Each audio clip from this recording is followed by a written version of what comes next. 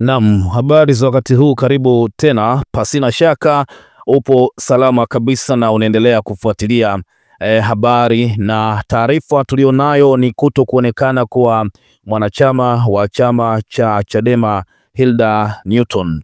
Wengi tunamfahamu, lakini pia siku ya jana alikuwa ni miongoni mwa wanachama wa Chadema ambao walifika katika mahakama ya Kisutu Dar es Salaam kushuhudia nini kinaendelea katika kesi ya mwenyekiti wa Chadema Tundu Lissu. Taarifa zinadai ya kwamba alichukuliwa na watu ambao walijitambulisha kuwa ni jeshi, ni askari wa polisi, lakini hadi hivi sasa haijulikani ni wapi alipo, kituo gani alipo, na watu wamezunguka karibia vituo vyote vya polisi lakini hawajampata, huku jeshi la polisi likithibitisha kuwaachia makamu mwenyekiti wa Chadema Bara, katibu mkuu John Mnyika pamoja na watu wengine watano. Halijatoa taarifa kuhusu Hilda Newton, lakini Chadema wanasema kwamba hajulikani ni wapi alipo.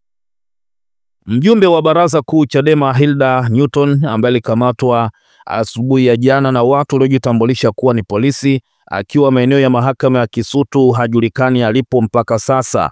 Wakili msomi Chengula Emmanuel ameeleza kuwa Hilda hajaonekana katika maeneo mbalimbali aliyotafutwa, ikiwemo vituo vya polisi pamoja na hospitalini. Haijulikani yupo wapi na yupo katika hali gani. Tafadhali share na wengine ili kusaidia kupatikana kwake.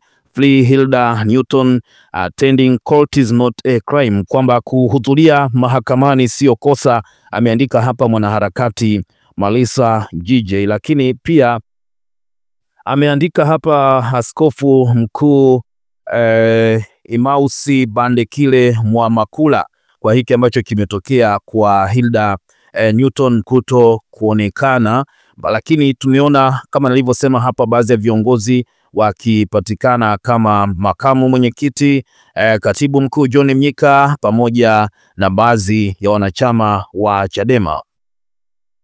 Ameandika hapa Bandekile Mwamakula, askofu mkuu, anasema macho ya watu wengi yamekuona ulikamatwa na jeshi la polisi Hilda Newton katika mahakama ya hakimu mkazi Kisutu jana, ambako ulikwenda kwa ajili ya kusikiliza kesi ya uhaini inayomkabili mheshimiwa Tundu Lissu, lakini habari kuwa hakuna mtu anayejua mahali uliko zinasikitisha. Hofu imetanda juu ya usalama wako na wapi umefichwa. Ndugu zako pamoja na viongozi wako wanapaswa kujua wapi ulipo. Tunafuatilia kwa makini swala lako, na endapo utazulika kwa namna iwayo yoyote ile, jeshi la polisi litawajibika. Tunatoa wito uachiliwe mara moja, na kama watu hao waliokukamata wanakutuhumu kwa jambo lolote, wakupeleke mahakamani masaa machache yajayo. Asubuhi ya leo wasiendelee kukushikilia kinyume cha sheria. Mwanakondoo ameshinda, tumfuate. Askofu Emmaus Bandekile Mwamakula, Dar es Salaam, ameandika taarifa hii ikiwa ni siku ya tarehe 25 mwezi wa 4 2025 mida ya saa 6 na dakika 50 usiku. Watu mbalimbali kwenye chapisho hili la askofu mkuu Bandekile wametoa maoni yao. Huyu wa kwanza anasema kwamba najaribu kutafakari kwamba hii mifungo miwili iliyopita hivi karibuni, Ramadhani na Kwaresima, haisaidii chochote katika maisha ya binadamu. Kwa nini? Moja, tukio hili la kupiga na kuua watu ambalo limefanywa na jeshi la polisi limetokea siku chache tu kutoka kwenye hiyo mifungo miwili niliyoitaja hapo juu. Maana yake watu hawakubadilika chochote. Na jambo la pili, viongozi walioagiza hayo na hisi wote wana dini zao, na ni dhahiri kabisa walifunga, lakini wametekeleza huo unyama. Tafasiri yake kwamba hawakubadilika chochote. Na tatu, baadhi ya viongozi walifutulisha hadi baadhi ya jamii zetu. Hili lilikuwa swala zuri la kiimani, lakini kumbe walikuwa wanajionyesha kwa viongozi wao wa imani zao tu na hawajabadilika chochote. Viongozi wa dini hizo bado kazi mnayo kweli kweli, kazaneni kuhubiri. Mwingine anasema shida ya Watanzania ni wapigaji kelele mitandaoni tu, hakuna cha maana bila ya kuchukua hatua kukabiliana na uhuni huu. Mwingine anasema kwamba watu wajinga sana, mtu anaandika eti Watanzania waoga sana, huku naye yupo tu kwenye keyboard ya simu. Sasa mnamsusia nani?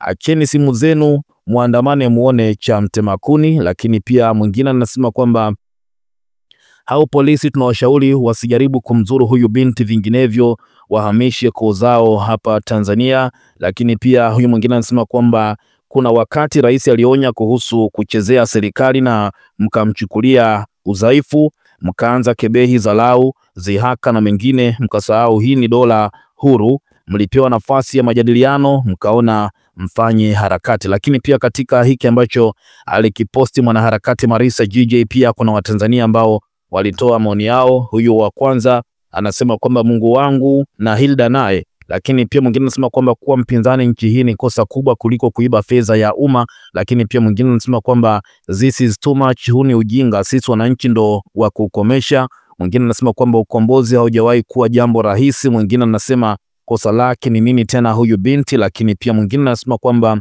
haya mambo yanaumiza sana na waona Chadema kama hawana mbinu nyingine za kukabiliana na hili, ali watu wao watauawa na kupotea na hakuna atakayewatetea, maana hata mahakama kupata haki ni shida. Sasa je, mtaendelea na hizi mambo ya kuwa watu wenu na mkisha uawa mnakuja mtandaoni kulia kama mnajua hamuna uwezo wa kupambana na hizi mambo, bora kuwa bize na mambo yenu tu.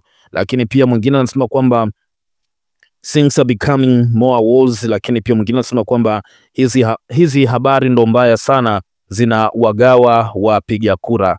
Una nafasi pia ya kushare na sisi maoni yako kwa hiki ambacho kinaendelea. Ni Hilda Newton, hajulikani wapi alipo, lakini kama hiki ambacho amekiandika Askofu Mwamakula anasema kwamba Hilda Newton alichukuliwa na watu ambao walijitambulisha kama ni jeshi la polisi katika mahakama ya Kisutu na wamempeleka kusikojulikana, na ndugu jamaa na marafiki wamejaribu kumtafuta katika vituo vyote vya polisi, lakini bado hawajafanikiwa kumpata. Na katika chapisho lake la mwisho kupitia akaunti yake ya X, zamani Twitter, Hilda Newton kabla hajachukuliwa na jeshi la polisi, kwa mujibu wa taarifa ambayo imetolewa, alikuwa akitoa update moja kwa moja kutoka mahakamani. Hilda Newton alikuwa ni mtu wa kwanza kutoa taarifa ya kile ambacho kinaendelea mahakamani, na alikuwa moja kwa moja ndani ya mahakama, na posti yake ya mwisho ambayo aliitoa ilikuwa ni update kesi ya uhaini part 2 ambayo alichapisha masaa 18 yaliyopita. Na ukipita katika posti yake hii ya mwisho, watu wengi sana walikuwa wakifuatilia update hizi kutoka mahakamani moja kwa moja. Utakutana na comment hapa, watu wanasema kwamba Hilda pia naye amekamatwa, na nisome hapa hata comment mbili. Huyu anasema kwamba nimesikia kwamba Hilda naye pia amekamatwa na polisi dakika chache zilizopita. Lakini pia mwingine akasema da, washamkamata na huyu sasa, update hatupati. Lakini pia mwingine akasema kwamba Kisutu imekuwa kama ghetto la masela, kila mtu akipata mzigo anaingiza, anajigongea tu, mwenye ghetto hafanyi lolote, anajichekesha kama fara. Lakini pia mwingine anasema kwamba hadi muda huu Mheshimiwa Heche, makamu mwenyekiti, Johnny Mnyika, katibu mkuu, wameachiliwa na jeshi la polisi, lakini bado hatuna taarifa za wapi alipo Hilda Newton. Sasa tuliache kwako, naomba utochie maoni yako, lakini niseme kwa taarifa mbalimbali endelea kukaa karibu nasi na mengi tutakuhabarisha kwa kila kitu ambacho kinaendelea kutokea Tanzania. Lakini pia kama kuna taarifa ambayo tutaipata kuhusu Hilda Newton, basi tutakuhabarisha hapa kubwa. Endelea kutufuatilia na kuwa karibu na sisi kila wakati.